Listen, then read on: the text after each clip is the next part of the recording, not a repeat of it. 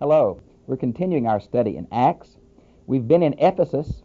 We've seen the tremendous revival that broke out, the power of God overcoming so many barriers, the barrier of Jewish opposition, barriers of superstitious pagan worship, barriers of magic incantations. Wow, what a revival was happening. Now, beginning in verse 21, we're going to follow Paul as he begins to move to some of the other cities, although we're going to continue something that happened in Ephesus. Verse 21. Now these events had been brought to a close. Paul, under the guidance of the Spirit, decided. Now there's really a problem in the Greek text here, not as far as the appropriate words, but how to understand the words. For the words, Paul decided in spirit. There's been a question, should be a capital H Spirit, meaning the Holy Spirit led Paul, as he did back in chapter 16, verse 6? Or is this the idea that Paul decided in himself to do this? Well, I really think, again, Paul was a man who wanted God's will, and I think it's referring to the Holy Spirit here. And here's a good battle between the Holy Spirit led him, but Paul decided to implement it. Well, that's the way most of the Christian faith is. God leads us, or God woos us, or God draws us, but we must decide to implement it. And I think that truth's what we have here. To pass through Macedonia. Now, he's going to go back up around the Aegean Sea to Macedonia. He's in in Ephesus now, in the province of Asia, the western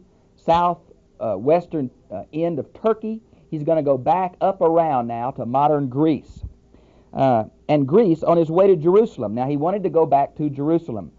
This is probably the time he was taking the contribution from all of the churches. It was very important for Paul to link the Jewish church and the Gentile church, and this contribution that he saw done at Antioch, he implemented in his own ministry. That contribution is mentioned in 1 Corinthians 16, 1 and following, 2 Corinthians 8, 1 and following, and Romans 15, 25 and following. Saying, after I have gone there, I must see Rome too. Now the word must is the word dia, moral necessity. It's important to remember that Paul wanted to go to Spain. He wanted to not build another man's foundation. Someone else had started the church at Rome, probably not Paul or Peter, but maybe some disciples from Pentecost. We're just not sure how the church started, but it was a strong church. But Paul wanted to visit there to impart some gift to them. He mentions that in Romans 15, 24 and 28. And yet, at Paul's conversion, it is mentioned in the conversation between God and Ananias that Paul would speak to the Gentile kings. We find that in Acts 9:15. Now, Paul's going to be real surprised how he's going to get there. And Paul wasn't expecting to speak to Caesar, but speak to the church. But God's got a different plan, and Paul recognized God's sovereignty and yields himself to that plan. Now, in verse 22, so he set off for Macedonia, sent off two of his assistants, Timothy and Erastus. Now, they're going to prepare the way in Macedonia, tell them Paul's coming, get things ready, and so they're already on the way. Now, Erastus is mentioned several times. In Romans 16:23, there's the same name, is the treasurer of the city of Corinth. Some think it's the same man. I'm not sure if that high of official could be off on a mission trip. Another Erastus is mentioned in 2 Timothy 4:20. Whether it's the same one or not, we just can't be sure. Now, verse 23. Now, just about the time, a great commotion arose about the way. Now, of course, the way is the earliest title for believers. They were first called Christians at Antioch, but before that, they're called the way. We see it in Acts 9, verse 2, Acts 19, 9 and 23, Acts 22, 4, and Acts 24, verses 19 and 22. Excuse me, I think it's 14 and 22. My writing gets so small sometimes. The way primarily emphasizes that Christianity is not a creed or an emotional response. It is a lifestyle. It is a lifestyle, not only a commitment to a person, but commitment to following that person's will throughout life. And it's not a fuzzy will or an ambiguous will, but it's like a well-worn footpath. God has given us the guidelines on how to follow him. And so it's important that we implement those. And that's the idea behind the way. Now, this great commotion, I think the Greek has no little stir here, as kind of a Luke's characteristic way of saying that. It was a big stir, and it caused real problems. Now, a silversmith named Demetrius, by manufacturing silver shrines of Artemis. Now, Demetrius seems to be the head of a guild of craftsmen. And they made not images of Artemis, and I'm going to talk about Artemis in just a second, but they made replicas of her temple. Now, her temple was one of the 7 wonders of the world, made out of white marble with inlaid gold. It was 4 times bigger than the Pantheon in Athens. A huge city. I mean, a huge temple. But this Artemis, some translations call her Diana, which is the Roman goddess, but this is not really Artemis and Diana of the Greek and Roman pantheon, who was a chaste, huntress person.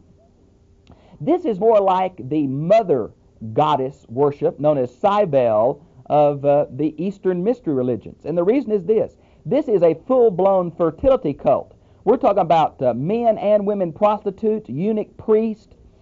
This temple had become a sanctuary for criminals. It was something else. They had prostitutes that went down into the city. And it was a wild kind of thing. So I think it's closer to Cybele, a mother goddess. Now notice that we found archaeologically 27 sites around the Mediterranean world where this goddess was worshipped. And so when Demetrius is going to mention that this goddess worshipped all the world, it was true. Now, was bringing great profits to his workmen. Now the word here is technicians. This is the idea that these craftsmen were making a lot of money with these little shrines. Now archaeologists have found some of the clay shrines, but not the silver. And that's not unusual. They've probably been melted down after this goddess fell in disrepute. And he called his workmen together, and others engaged in similar trades, and said to them, this is Demetrius' his wild flame fanning to get Paul put out of the city. Men, you know well how our prosperity depends on this business of ours. And you see and hear that not only in Ephesus, but all over the province of Asia, Roman province of Asia, this man Paul has led away a vast number of people by persuading them and telling them that gods made by human hands are not gods at all.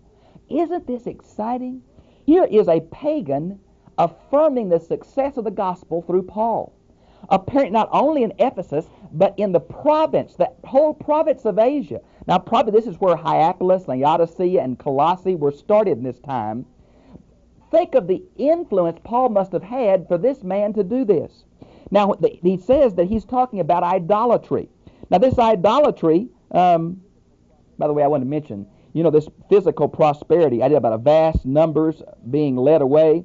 You might want to see in chapter 19, verse 10, 17, and 20 for this other success that Paul was having. This idea about a profit motive, we can see that back with the slave girl in Philippians 16. It was a big motive. How much this is religious and how much this is monetary, one wonders.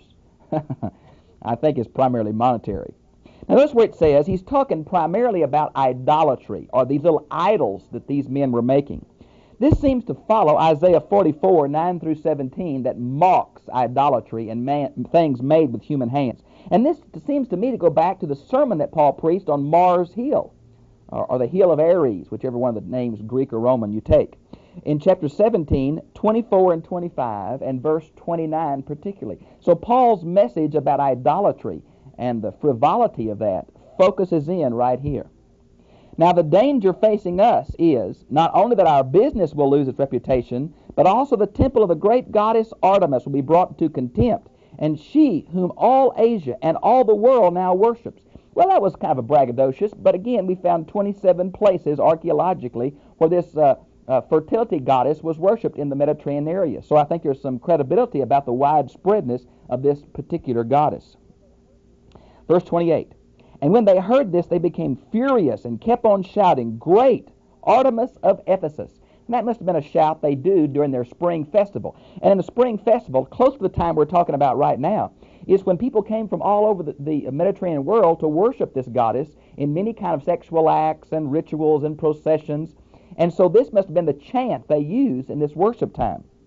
So the whole city was thrown into confusion, and with one impulse, the people rushed into the theater. Now, we have found this theater archaeologically on the main road through Ephesus. And it holds between 25 and 26,000 people. Now, these theaters were usually used for city meetings and divine plays like emperor worship. So here, it was the place they normally met for the city council meetings or whatever. They rushed in this theater, and they dragged 2 Macedonians, Gaius and Eutychus, with them.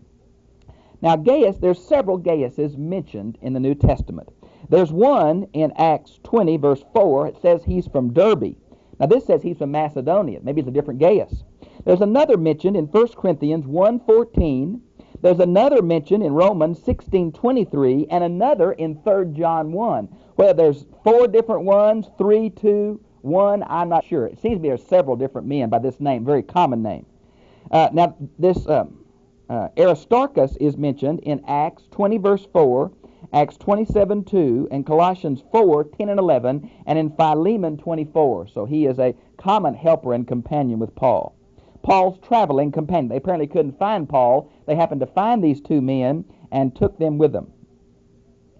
Paul wanted to go into the assembly and address the people, but the disciples would not let him. Paul was a very brash, bold man. Now, in private, sometimes he was very timid and shy, and the Holy Spirit had to continue to encourage him by visions. But he was not a coward, boy. He was ready to go into this mob and defend the gospel to them. But the disciples wouldn't let him. Several times through Acts, the believers associated with Paul will not let him do what he wants to, or will take him off out of danger. You might want to see Acts 9:25, Acts 9:25, Acts 9:30, Acts 17:10 and 14 for some other examples of believers stopping him or leading him somewhere. Verse 31. Some of the public officials in Asia who were friendly to him also sent word to him begging him not to risk himself in the theater. That amazes me in 2 ways. These officials are called Asiarchs. Now, the historicity of Luke is amazing. In every province, he knows the exact title of the different leaders. And friends, these titles change from province to province and from periods of the Roman Empire to periods of the Roman Empire. Luke's history is excellent. Now, these Asiarchs were leading wealthy men of the community. They were voted on, but they had to publicly sponsor the athletic games and the worship of Rome, the Caesar worship, or the worship of the god Roma. And so they had to fund these and organize these. So there were very influential and wealthy men, several of them in a province. One of them was a personal friend of Paul. Isn't that amazing? The gospel had penetrated the wealthy elite class that put on the festivals for the Roman worship. Isn't that amazing? Shows the influence of this man Paul and the wide group from slaves to very rich and wealthy influential people that he influenced. Now, they said, please keep Paul out of here. Verse 32. So they kept on shouting, some one thing, some another, for the assembly was in confusion. Obviously, it's a mob. Now, the word assembly is interesting. We see it down here in verse 39 also. It is the term ecclesia, the same term was used for the church. It was a Greek word for a town assembly. It was a Roman free city, a Roman colony.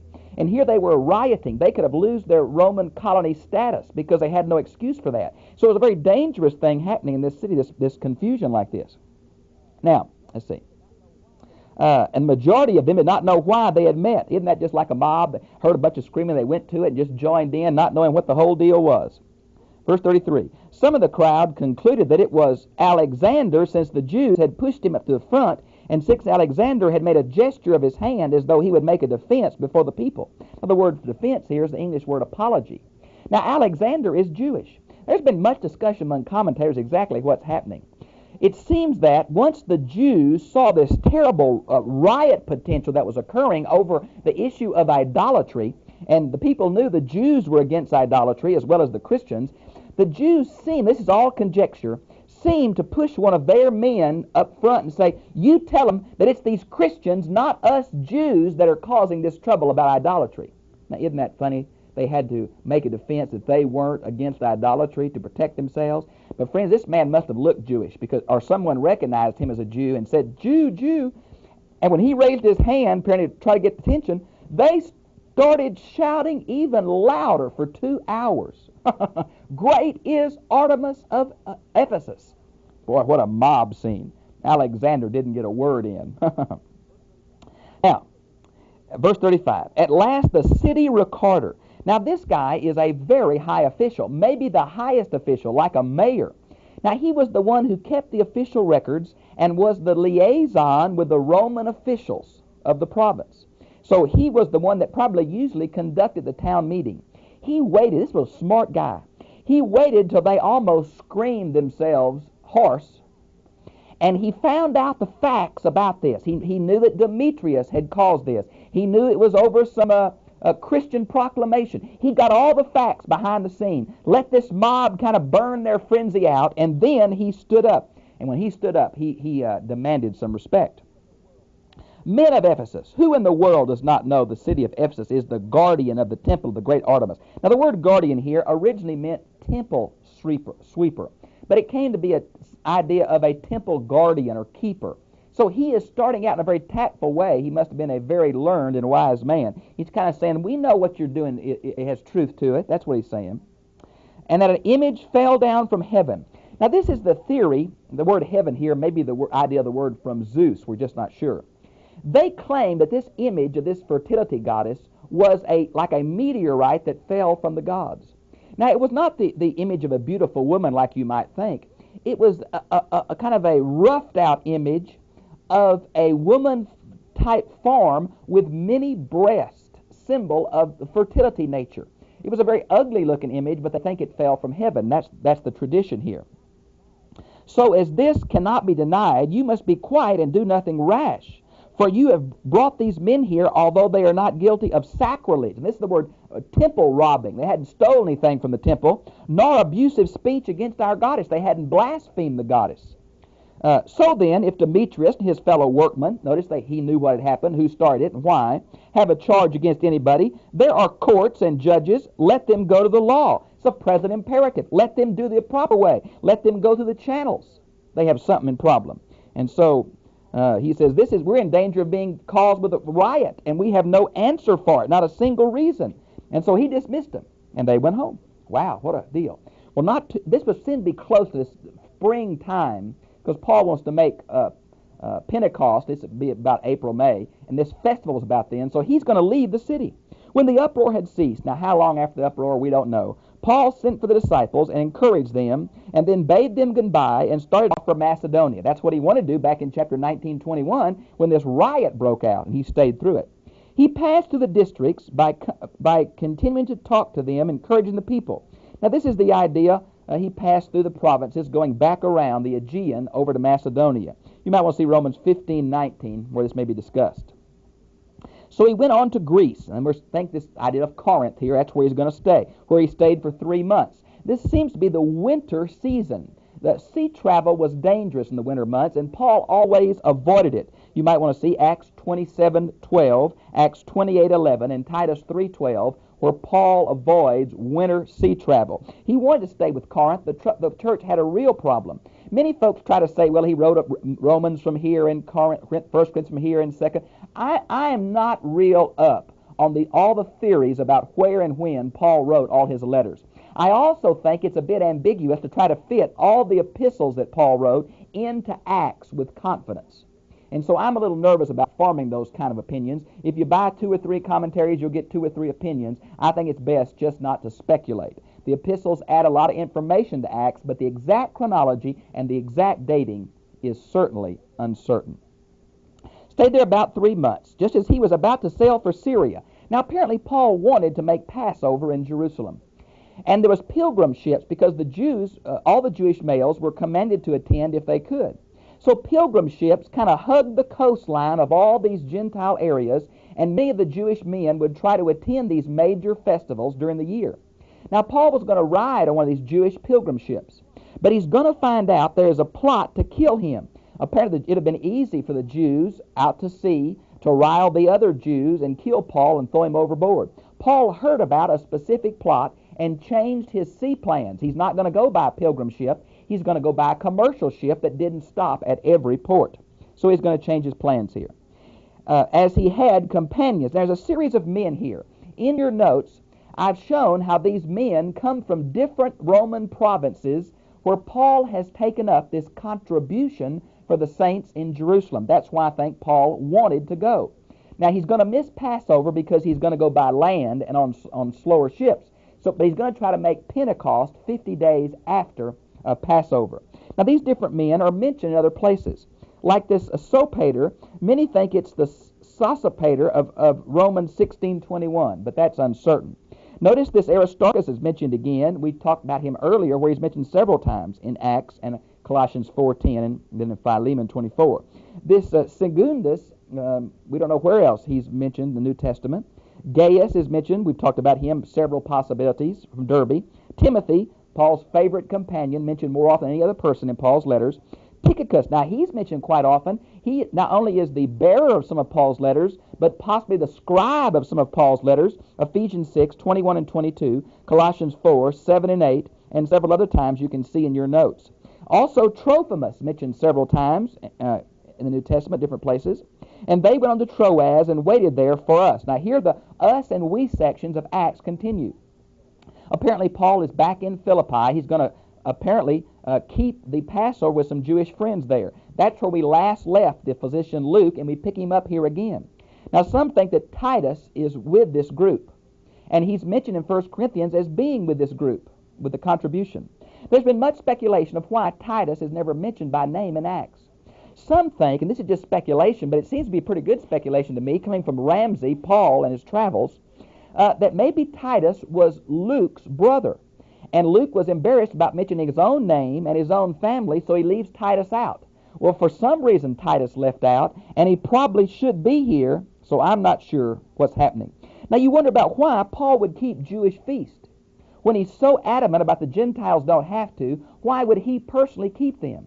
You must remember, this is not a religious freedom argument against the Gentiles, but Paul tried to become all things to all men that he might win some. He kept the Jewish laws because he was a Jew, and he voluntarily submitted to them so he could work with Jews. But he did not push that on the Gentile church. So obviously he kept this feast with some of the Jewish converts at Philippi. And then he sailed from Philippi, and 5 days joined them at Troas. Now, it only took them one day come in the other direction. Well, the winds were against them. They had to tack back and forth to make it. He had sent the others on ahead. Now, where he spent a week. Now, on the first day of the week, this is interesting, for most of us wonder, is it the first day of the week in the Jewish sense, which would have been Saturday night, or is it the first day of the week in the Roman sense, which would have been Sunday night? Well, I really think it's Sunday night from the other places in the Bible that seems to say that the early church began to meet on Sunday night instead of on the Sabbath. Apparently in commemoration of the Lord's resurrection, and the Lord himself seems to set the pattern in the Gospel of John as he met the church on successive Sunday nights in the upper room. John 20 verses 19 and 26, and then by 1 Corinthians 16:2, which mentions the Lord's Supper, which was written before any of the Gospels were written, they're already meeting on the first day of the week. Now remember, Sunday was a work day then. They were meeting after work the first day of the week to have their celebration of the Lord's resurrection. We met to break bread. Now this is obviously the Lord's Supper. Now the early church had a full meal fellowship, and part of that was the Eucharist or the Lord's Supper. It was apparently done every week, many times in between Sabbaths. For in Acts we see they took the Lord's Supper every day, but it seemed to have standardized as weekly. You say, well, why don't all churches do it weekly? It's not specifically said, so how often we do it is not a matter of dogmatic biblical theology, but the preference or tradition of different denominations. Now, Paul addressed them since he was leaving the next day, prolonged his speech until midnight. Boy, several hour sermon, but boy, they wanted to hear Paul. And there were many lamps in the room upstairs where they met. And a young man named Eutychus, now the word young man's different here, but it means a young man between about 20 and 30, something like that, who was sitting on the window, was gradually overcome by heavy drowsiness. And Paul continued to speak longer and longer, and at last he fell fast asleep. Well, it may have been the number of people in the upper room, the lamps they lit may have made him drowsy. He was young, maybe he'd worked all day. I often use it when I say this in sermons. I say, here's a good example that long sermons are biblical. And it's also a biblical example that falling asleep during long sermons is biblical. Well, this guy fell asleep, and he was sitting in the window, and he fell out of a third-story window. Can you imagine what happened at that church meeting? Well, Paul ran downstairs. Look, it says they fell the third floor to the ground and was picked up dead. Now, Luke the physician adds, and I think here, by Luke saying he was picked up dead, is Luke's way of saying, I think the guy's dead, and I think he is. And Paul went down and fell on him and embraced him. Now, this is exactly what Elijah and Elisha had done back in 1 Kings 17:21, 2 Kings 4:3. Maybe it was artificial resuscitation. I don't know, but it seems miraculous to me. He laid himself on the boy, and he said, stop being alarmed. Present middle imperative with the may article. They thought he was dead. Paul says, no, I'm going to bring him back. And so he went back upstairs. The guy came back to life. Apparently they took him to his house and brought him back to the meeting just before it broke up. Paul went back upstairs and finished. He wasn't through with his sermons yet. Had the Lord's Supper then and spoke longer. And after talking with them extendedly, this is the English word we get homiletics from, which is the theological term for preaching. And he preached till daylight. He didn't give up, boy. He preached right up till daylight. That's why I think it's Roman time, Sunday night, and not Jewish time, Saturday night. And they took the boy home alive and were greatly comforted. We had already gone on board the ship and set for Ephesus. I hope you'll get a map and look at this different journey here. Paul cuts across land here by himself instead of going with the boat around. Some say he just wanted some time alone. Others say he didn't like the rough sea around the point. I don't know, but Paul needed some time. About a 20-mile trip. So they went to Adus and Miletus and on, and they're going to come to Miletus in verse 15. It's about 28 miles south of Ephesus. Paul did not want to stop at Ephesus. It would take too much time to get into port and out of port. So he calls for the elders, and our next lesson will be Paul's sermon to the Ephesian elders, which is an example of Paul preaching to Christians, as we've already had Paul preaching to proselytes, then Paul preaching to pagans, and now we're going to have a sample of Paul's sermons to Christians. And we'll be doing that next week. Well, I've really enjoyed being with you. Don't forget to look at your map on this. It'll help you follow where he's going. And I'll see you again, same time, same place next week. God bless you.